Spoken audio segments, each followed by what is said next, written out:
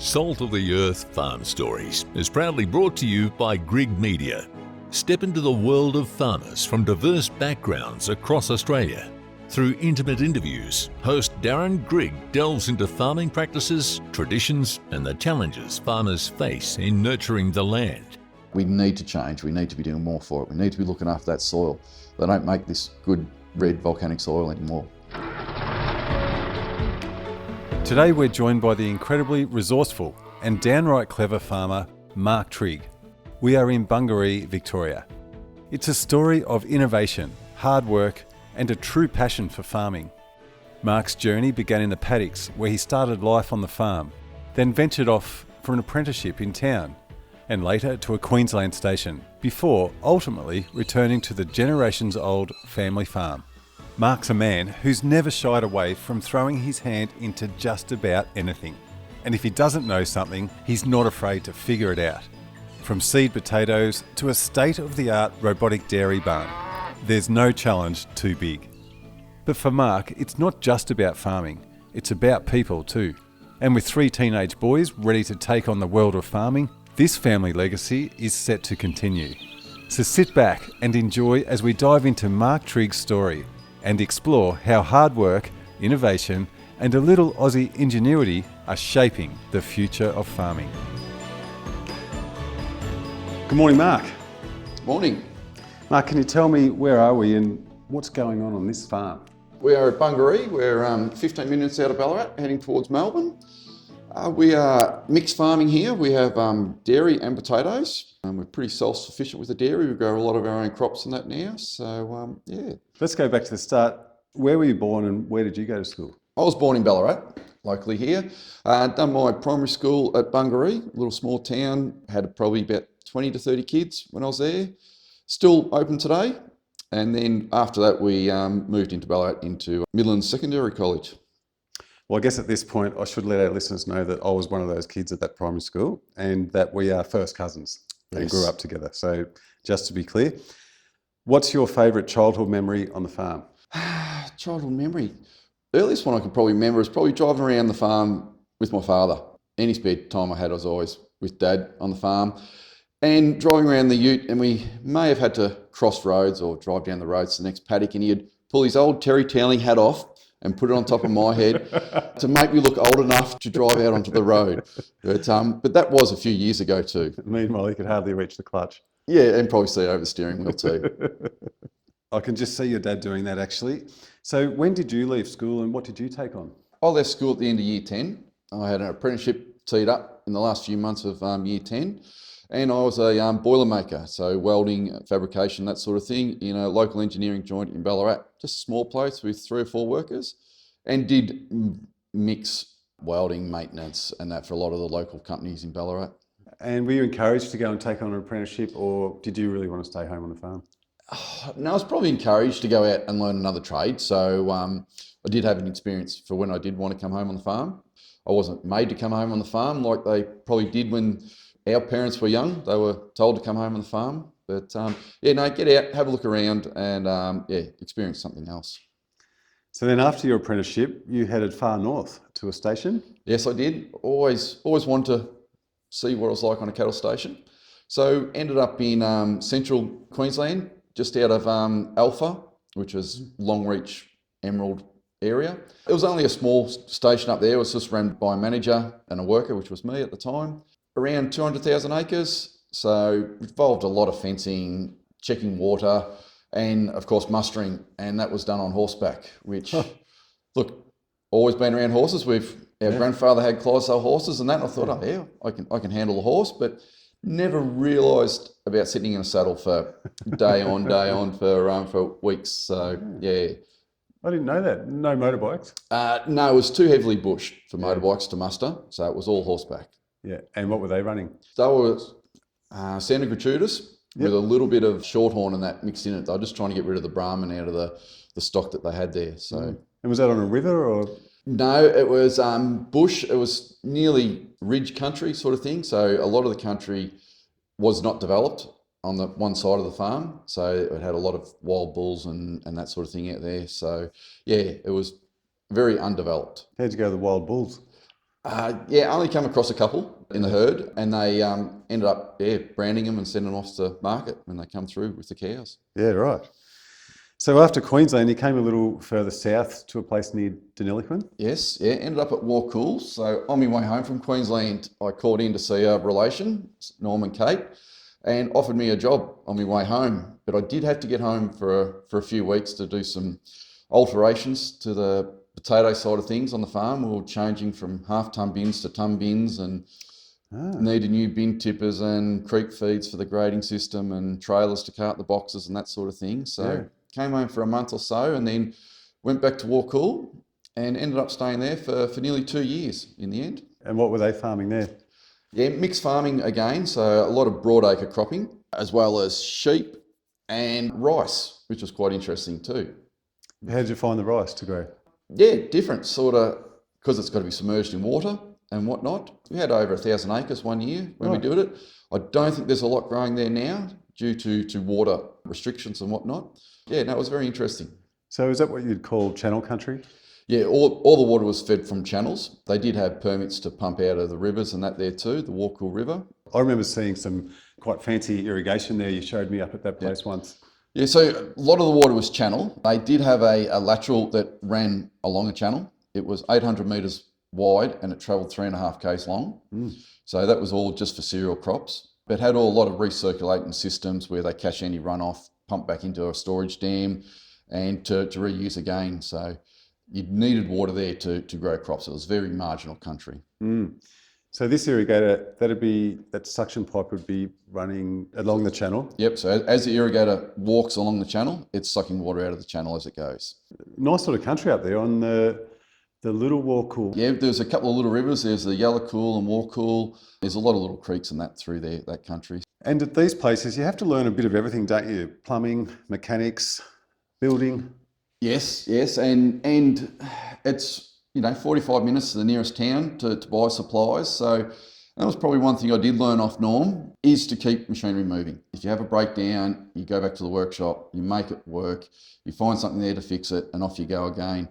And he did taught me a lot about that. It might have been the correct way to fix things. You got it done, mate. Yeah, but Norm can fix a lot with a sledgehammer and a big shifter. So at this stage, I'm guessing you might be in your mid-20s and there was a special lady on the scene? Yes, I did. I did have a local girl who was chasing me from not far from where we are here in Bungaree. And she was chasing you. You weren't chasing her. Well, she did a lot of travelling up to Warcool to see me. So, and as I was sitting up there on the header, we bought the property where we are sitting now. Yeah, that was the end of my time driving headers and big tractors. So we came home here to Bungaree, and then home here on the family farm. So how big is this farm? And just to cover off on what you're doing here again. Yeah, we've got around 1,000 acres. We still have the original 20 acres we first selected when John and Sarah first came to Australia. So this would be a John and Sarah Trigg? John and Sarah Trigg, yeah, they came here in the 1860s. I think it might have been the late 1860s they came here. And we still have the original 20 acres that they first selected. And we've grown from that. We've always had potatoes and dairy. So as the farm grown, we only ever bought neighbouring properties or close by. So we're pretty lucky to have our whole farm as one block. We only got to cross the road to get to the next paddock. So they would have started off with a few cows for dairy and just being self-sufficient, I guess. Yeah, from what I gather, this was very heavily treed country. So they would have had to clear the trees to be able to farm. So yeah, everyone had dairy or a few cows and grown a few vegetables and whatnot. There was a local train station in Bungaree where a lot of the produce used to go to. There was a chaff mill there too. There was photos of potatoes and bags of chaff stacked at this railway station ready for sale.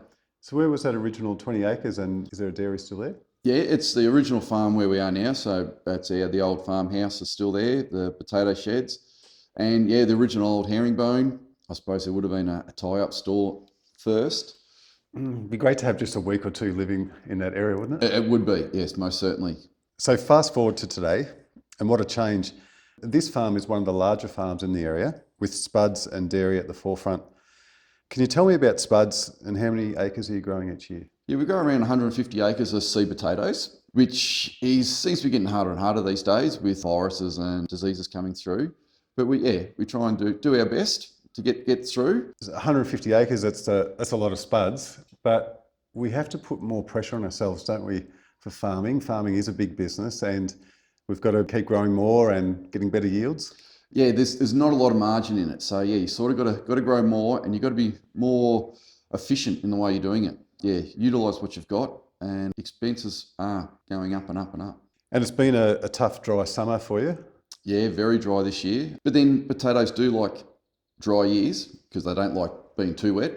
But the worst trouble was we had a dry winter. So we didn't have a lot of water in our dams to start with. So we put a lot of pressure on everyone in the area. Yeah. Has irrigation got any easier? It has. A lot of people now are going to centre pivots or laterals. So you can cover a large area of potatoes in a short time, but you still need the water to fill that irrigator. And the big thing too this year with the lack of water is grubs in the potatoes. The best way to keep grub out is by irrigating. We just don't have that water this year to keep the grubs out. So now the grubs got in and that's starting to cause rot, and it's been so warm, which is starting to cook the potatoes and helping the rot too. So Right. Oh, just another year in farming. That's it. What a battle. And right now it's time for the spuds to come out of the ground. And I think you said the other day you've got 2 shifts on for the harvester. How is this set up? You need someone on the tractor, a few people on the back? Yeah, so we need a harvester driver. We rely heavily on backpackers this time of year to help with potatoes. It's usually only 1 or 2 people on the back of the harvester. And then we need someone carting in potatoes. So constantly carting potatoes out of the paddock back to the shed. And then we have another crew in the shed grading the potatoes as we're digging. So we will soon fill all their boxes with potatoes. So we need someone in the shed grading the potatoes and getting them out so we've got boxes to keep filling. So are you certified seed or you send them into McCain's or both? No, certified seed growers. So we can guarantee that they're disease-free, true variety, and their generation, so they're not old seed. And any oversize in that we do send to the local processing factory in town. So. And being a certified seed grower, they've got to be heavily inspected throughout their different growing periods? Yep, so they get inspected right through the growing stages, and before they get to size, before we spray them off so they don't get any bigger, they'll do a leaf sample, and if they get so many hits of a certain virus, they'll throw that crop out. We can't sell them as certified seed. And then after we grade them, they will inspect the seed and make sure they've got no damage and no insect damage or whatever. And they'll let us put a tag on them and then off to the grower for the next season. Is there a potato variety that's always been here? Like from my point of view, I seem to hear of a new variety every year. Yes, always new varieties coming in. Russet Burbank was one that has been here forever and a day. It's finally been taken out to Innovator, which is a new variety come in, which is a good processing variety that McCain's like for chips. The processing companies like a potato, they can put in a store and they can pull it out and make a chip out of it months down the track, but it may not be good for us, where Russets used to use the most water, most fertiliser, take the longest time to grow, where Innovator are a lot better, don't use as much water and not as much fertiliser, but then they say we don't have to pay as much for them. Didn't know that. So different varieties will need different amounts of fertiliser. Yeah, so there's not a lot of fresh varieties growing around here, but most of them are processing varieties. And do you have the same memories as I do of picking spuds up off the ground, putting them into a rubbish bin, leafing that bin into a half-ton box? Yes. Yep. I think we all did that when we were kids. And a lot of farms, that's all they did. Are you guys involved in research for new varieties too? Not so much research. We're asked to grow different varieties and we'll grow them for 3 or 4 years or whatever. But then, like I was saying, not too many of them make it through. There's always something wrong or they might come up with a nice variety that they grow, but they won't process or they won't cook or something like that. So how do you go on the grader? That can be a bit monotonous. Yeah, not the favourite place to be. Better be outdoors, out in the paddock. But look, it's a job that's got to be done. If you don't do it, you don't get paid, I suppose. And how long will it take you to dig these 150 acres? Yeah, we'll be busy for the next 2 to 3 months, depending on weather. Yeah, if we get a wet year, it's a hard slog. Mud and that very slows you down. So it's all systems go now while it's dry. We have to irrigate before we dig to stop the dust and damage. So we'll take advantage of this weather, what we've got, and get them out. It's still a lot shorter than 30 years ago. The digging potatoes used to go on for 5 or 6 months sometimes. Yes, it did. But then we're quite lucky that we can run 2 teams while we're digging and grading at the same time. So yeah, that definitely speeds the process up, because a lot of time, if you run out of boxes, you've got to go back to the shed and grade before you can go back to dig. So And there's not a lot of rest with potatoes, is there? Like, as soon as you get them out of the ground, they're all graded. They sit in the cool store for a little while, but then you're working ground. By November, you're planting again? yeah, I don't know what it is. You think with new technology and that, you should have more time, but one season rolls into the next nowadays. It's just continuous. And so dairy has always been here for as long as I can remember. And for years you were running 400 odd through a rotary dairy, is that right? Yes, yeah, no, we've sort of peaked at over 400 cows there. Originally, it started off in herringbone, then to the rotary, and then they're feeding the rotary for quite a while. We were the 2nd or 3rd in Victoria to put a rotary in, the first rotary. I can remember putting the second one in as the first one rusted out. And then, yeah, things were going along quite smoothly there. That's a lot of cows for one rotary. It is, and back in the day, it was probably a pretty big rotary, but nowadays it was a very small rotary. So it was, long hours in there, over 2 hours, 2.5 hours to milk your 400 cows. So yeah, long time. And can you touch on what's different today? So yes, about 15 years ago, we had to do something. We wanted to get the cows out of the paddock, because Bungaree is renowned for being pretty cold and wet during winter and summer too at times. So we looked at trying to get the cows out of the paddock, and we're looking at freestall barns or a barn of some description, just to get the cows out of that wet mud, heavy going. So we, about 10 years ago, 12 years ago, we went and built a barn to house our cows, with in mind to put robotic milking inside. And this was an extraordinary task. It was, and we never thought we'd be able to do it. Like we've looked at sheds, and they were huge. Like they were hundreds of metres long and 40, 50 metres wide. And we thought that it's just sort of out of our league. And one thing that we probably pride ourselves on, we do most of our work ourselves. So if we want a new shed or something, we'll make it ourselves and that sort of thing. So seeing the shed, we thought, no, we can't do this. So you've got 6 robots down there? Yes, we've got 4 running at the moment, with 2 more sitting there. All right. Well, look, I think there's a whole new episode in this about the robotic dairy barn. So we might come back and talk to you about that one day. Yep, no worries. When the season changes on a new project here at the Trigg farm, and when you hit the go button, it's always full steam ahead, get it done, everyone on deck.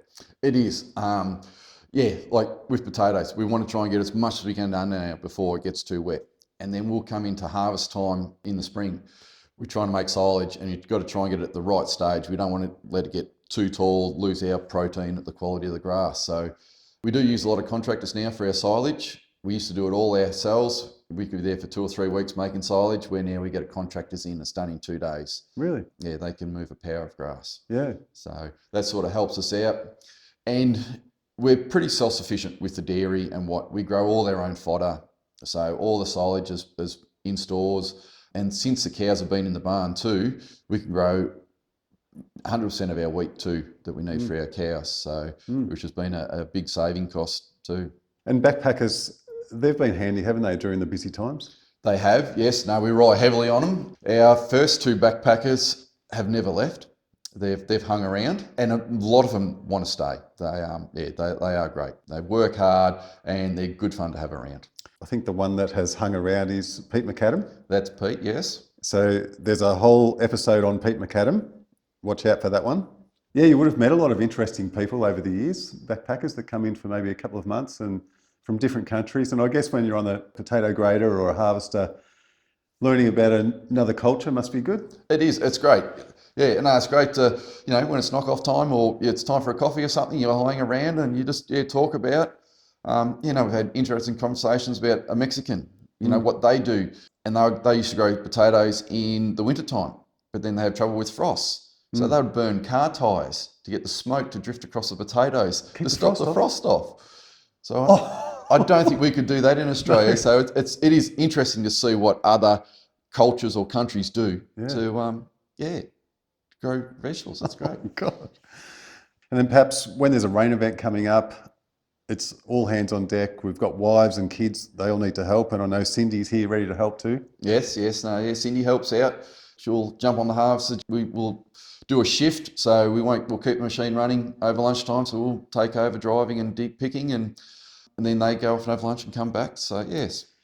And yourself and Cindy have 3 boys, or young men these days, and they've always been outdoor kids? Yes, very much so. Always been farm orientated, always rode motorbikes and tractors and whatnot around the farm. So they've been a big help and great workers. How did you go telling them that schooling was a good idea? It took a bit of convincing, but they know they have to go to school. Yeah, there was always something else to do on the farm, but no, they have to. Schools comes first. I think Billy was perhaps the biggest challenge. This is Billy, your youngest boy? Yeah, Bill, he's tractor mad. He wants to come home now. He could drive a tractor, no worries. So he's been driving tractors before he could touch the pedals. Yeah. So he would sit up there beside you and he would watch you like a hawk. So he knows how to drive it before he even drove it. How old's Billy now? Billy's 14 now. Yeah, and how old's your oldest? He's 18. And Reese in the middle? Reese is 16. Yeah. Well, I think Billy's nearly ready to start running the farm now, isn't he? He could. He's still got another couple of years left of school. But the eldest 2, they've gone off and done apprenticeships. So they're both doing diesel mechanics. It would have been good to have an Autolec or a Sparky or something like that in there. I tried, but no, they both wanted to be mechanics. So as long as they're happy, they will be very helpful in the future. Absolutely. Are there any new exciting ventures coming up here at the Trigg family farm? New exciting ventures. Give me a scoop. Give me a scoop. Oh, geez. No, I think a lot's gone on in the last 10 or 15 years. Things have very developed. We've taken on a lot of new machinery, so making more efficient, bigger machinery, centre pivots, the robots. And you're constantly trying out new pasture species and legumes and so forth, aren't you? Yep. Yeah, always trying to improve quality of feed. It's all about getting the best protein and energy into the silage and whatnot. We've grown a lot of different stuff over the years. We've one of the crops that not too many people see in this area is corn or maize for silage. So we've been growing that for as long as I can remember. So make silage out of that for a starch component. Yep. A lot of other different grasses and that, swapping and changing with clovers and ryegrass, and also looking into cover crops now too, to more so not for the fodder for silage and that, but more so for benefit for the soil, and trying to get those microbes and fungi and that going in the soil, and just seeing what that can do, because there's a lot of pressure on the potatoes and with scab and different diseases coming in, and just trying to work closer with the soil and seeing how we can prevent it, and prevention rather than cure. Yeah. So If you're adding in a legume before a potato crop, this will increase your nitrogen in the soil. Yep. And perhaps save on urea and so forth? Yes, yep. We put a lot of the cow manure back on the paddocks too, so we got a lot of organic matter and a lot of nitrogen out of the cow manure, which helps, because cows are housed now 24/7. So we've got to do something with the manure, so we concentrate on those paddocks that we want a high value crops for the following season. You spread this as a liquid or a dry matter?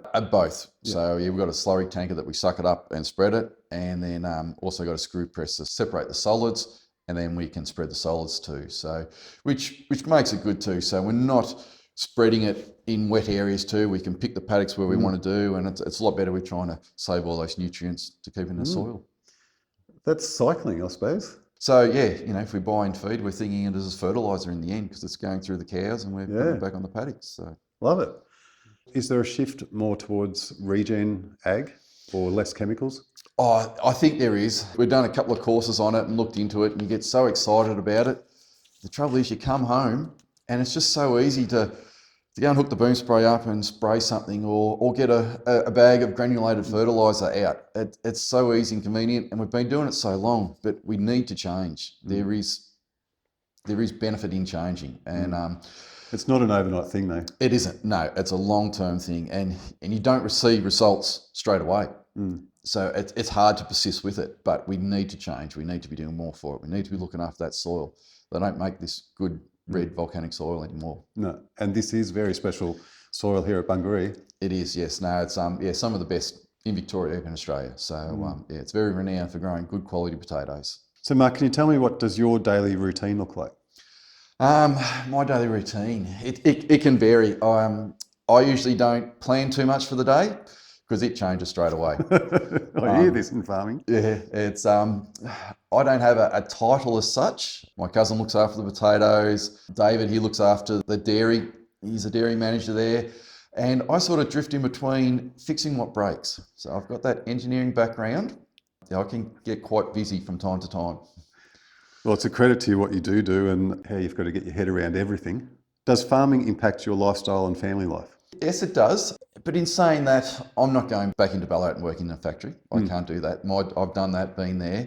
Yeah, so the long hours on the farm does get tedious from time to time, and you do suffer with the family and going away and what this and that, but I still think it's a great lifestyle. I'm not changing anytime soon. Look, we are getting more efficient in what we're doing, so we can plant crops a lot quicker. And even with the dairy too, with the robots, we don't have to be there at 5 o'clock in the morning and 3 o'clock in the afternoon. You have a bit more flexibility to come and do. But in saying that, if there does something go wrong at the dairy and it does send you an alarm any day or night, someone's got to be about to respond to fix it. So, all right, Mark, this is the fun part. We've got the off-the-wall questions. You can answer as many as you like. They're just short answers. What do you think people misunderstand about you most? That you do go down to the dairy at 2 o'clock in the morning? Yes. Yeah. Oh, yeah. Probably what they misunderstand is we've got robots. Why do you have to go to the dairy for? Don't they milk the cows? Yes, they do milk the cows, but they do break down. I don't have a robot to fix a robot. And you still got to clean them, you still got to wash them down, there's still maintenance to do, you still got to feed them. Yeah, so there's still a lot of work to do. What's been your biggest failure and what did you learn from that experience? I don't recall having too many big failures. Hopefully I learned from any little ones I have. Just try and improve from your mistakes. Keep going. Yeah, keep trying something new anyway. What's the most ridiculous farm fashion trend you've ever seen? This could be overalls and thongs.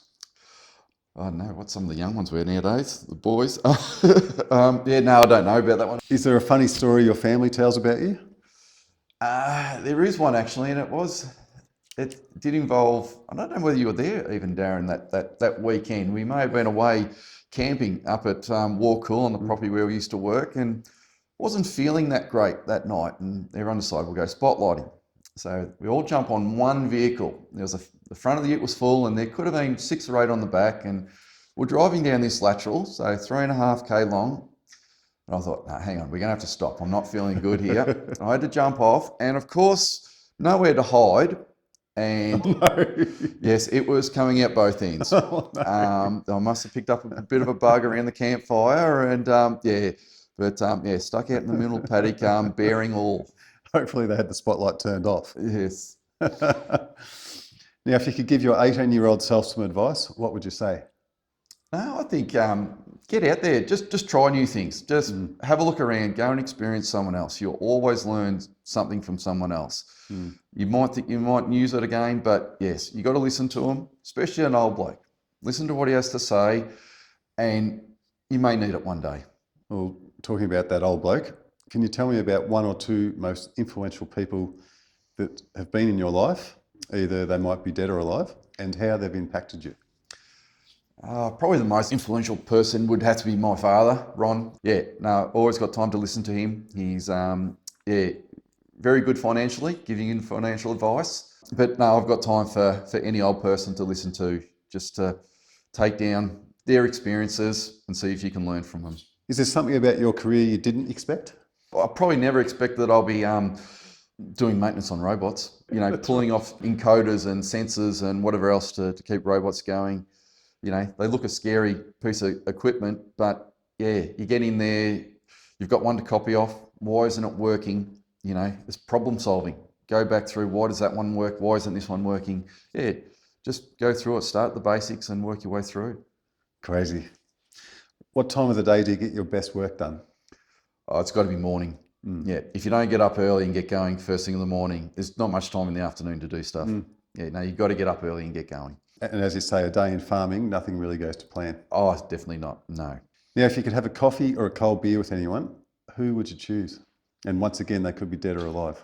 I don't know.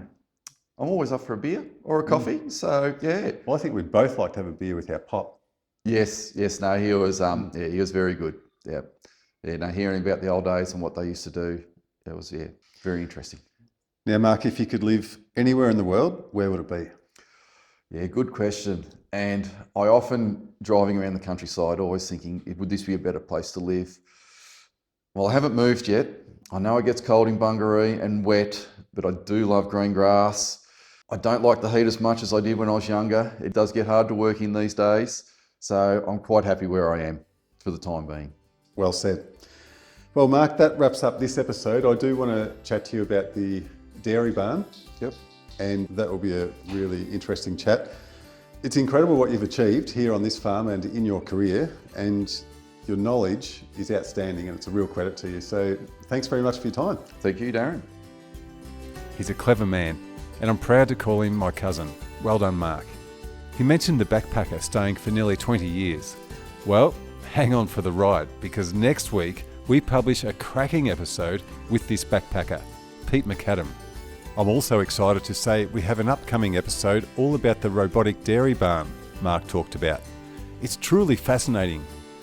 And I'd love it if you could follow us on Facebook. But in the meantime, keep your hands dirty and your spirits high.